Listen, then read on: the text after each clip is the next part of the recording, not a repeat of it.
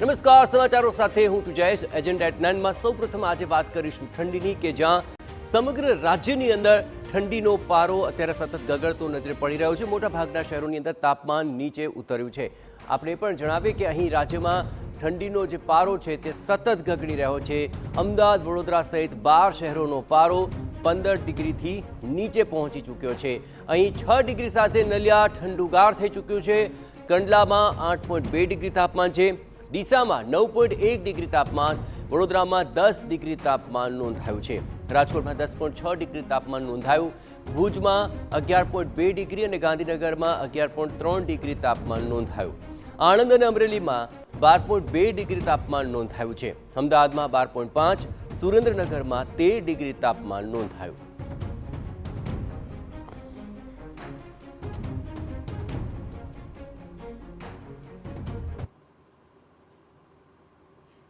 તો ઓવરઓલ રાજ્યની અંદર અત્યારે ઠંડીનો પ્રકોપ કેવો છે તે જ વિશે વધુ વિગતે વાત કરવા માટે જોડાઈ રહ્યા છે ટીવી9 સંવાદદાતા રોનક વર્મા. રોનક, આખરે ઠંડી દિવસે ને દિવસે વધી રહી છે.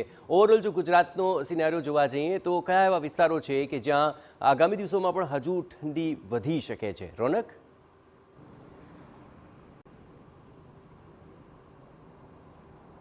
જી બિલકુલથી ડિસેમ્બર મધ્યનો આ સમય પહોંચી ચૂક્યો છે અને હવામાન વિભાગ આ ઉપરાંત હવામાન નિષ્ણાતોના મતે રાજ્યભરમાં હવે જે ઠંડી છે તે પોતાનો ચમકારો છે તે બતાવી શકે છે અને તે જ મુજબ છેલ્લા 3 થી 4 દિવસથી રાજ્યમાં ઠંડીનો ચમકારો છે તે જોવા પણ મળી રહ્યો છે. આપ દ્રશ્ય જોઈ રહ્યા છો અમદાવાદના એસજી હાઈવેથી, કે જ્યાં આગળ હાઈવે પરથી પસાર થતા લોકો અત્યારે ઠંડીથી બચવા માટેના પ્રયત્નો કરી રહ્યા છે. ગત 2 દિવસથી ખાસ અમદાવાદ શહેરની વાત કરવામાં આવે તો ન માત્ર રાત પરંતુ દિવસમાં પણ ઠંડીનું જોર છે તે વધ્યું છે. તાપમાનમાં ઘટાડો છે તે નોંધાયો છે. આ ઉપરાંત જે રાજ્યભરમાં હવામાનના મતે જુદા જુદા વિભાગ આવેલા છે, એ ચાહે કચ્છ રિજન હોય, સૌરાષ્ટ્ર રિજન હોય, ઉત્તર ગુજરાત હોય, દક્ષિણ ગુજરાત હોય, આ તમામ જગ્યા ઉપર જે પારો છે તે ગગડ્યો છે. ખાસ કરીને કચ્છ રિજનની વાત કરવામાં આવે તો ભુજ, માંડવી, નલિયા, કંડલા અને કંડલા પોર્ટની આસપાસ જે તાપમાન છે તે 6 ડિગ્રીથી લઈને 11 ડિગ્રી વચ્ચે નોંધવામાં આવી રહ્યું છે. આ ઉપરાંત જે પ્રકારે આપણે અમદાવાદની વાત કરીએ તો અમદાવાદમાં પણ 11 થી 13 ડિગ્રીની વચ્ચેનું તાપમાન છે તે નોંધાઈ રહ્યું છે.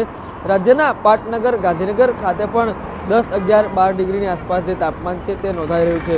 આ ઉપરાંત વડોદરાની જો વાત કરવામાં આવે તો વડોદરામાં પણ 10 ડિગ્રી તાપમાન છે તે નોંધાયું છે. પરંતુ સુરતની જો વાત કરવામાં આવે તો દરિયા કિનારાનું આ શહેર છે ત્યાં આગળ અત્યારે 17 ડિગ્રી તાપમાન છે તે નોંધાઈ રહ્યું છે. એટલે કે સ્પષ્ટપણે માનવામાં આવે તો કચ્છનો વિસ્તાર કે જ્યાં આગળ તમામ જગ્યા ઉપર તાપમાન છે તે 10ની આસપાસ નોંધાઈ રહ્યું છે. આ ઉપરાંત જો દક્ષિણ ગુજરાતની વાત કરવામાં આવે તો ત્યાં તાપમાન જે છે તે 17 થી લઈને 19 સુધી છે તે નોંધાઈ રહ્યું છે. પરંતુ સતત જે હવામાન વિભાગ છે તે કહી રહ્યું છે ઉત્તર પૂર્વીય પવન જે પ્રકારે ફૂંકાઈ રહ્યા છે તેના જ કારણે ઠંડીમાં છે તે વધારો થઈ રહ્યો છે. એક તરફ ગુજરાતથી અડીને આવેલું જે ફરવાલાયક સ્થળ છે માઉન્ટ આબુ, ત્યારે પણ વાત કરવામાં આવે તો -5ની આજુબાજુ ત્યાં તાપમાન છે તે નોંધાઈ રહ્યું છે. બરફની ચાદર છે ત્યાં પણ જોવા મળી રહી છે. એટલે કે સ્પષ્ટપણે ન માત્ર ગુજરાત પરંતુ માઉન્ટ આબુથી લઈને અનેક વિસ્તારોમાં ઠંડીનો ચમકારો છે તે અત્યારે જોવા મળી રહ્યો છે. એ ચાહે ઉત્તર ભારત હોય કે ચાહે ગુજરાત હોય, તમામ જગ્યા ઉપર અત્યારે ઠંડી છે તે વ્યવસ્થિત રીતે પડી રહી છે. ગુલાબી ઠંડી વચ્ચે અત્યારે લોકો છે તે પણ તેની મજા માણી રહ્યા છે. આભાર રોનક, તમામ ગતિવિધિઓ પર આપ નજર રાખતા રહેજો. તો રોનક જણાવ્યું તે પ્રમાણે અત્યારે નલિયા સૌથી વધુ ઠંડુગાર છે અને રાજ્યના મોટાભાગના શહેરોની અંદર તાપમાનનો પારો હજુ પણ ગગડ્યો છે અને આગામી દિવસોમાં હજુ પણ ઠંડી વધી શકે છે તેવી હવામાન વિભાગે સ્પષ્ટપણે આગાહી વ્યક્ત કરી છે.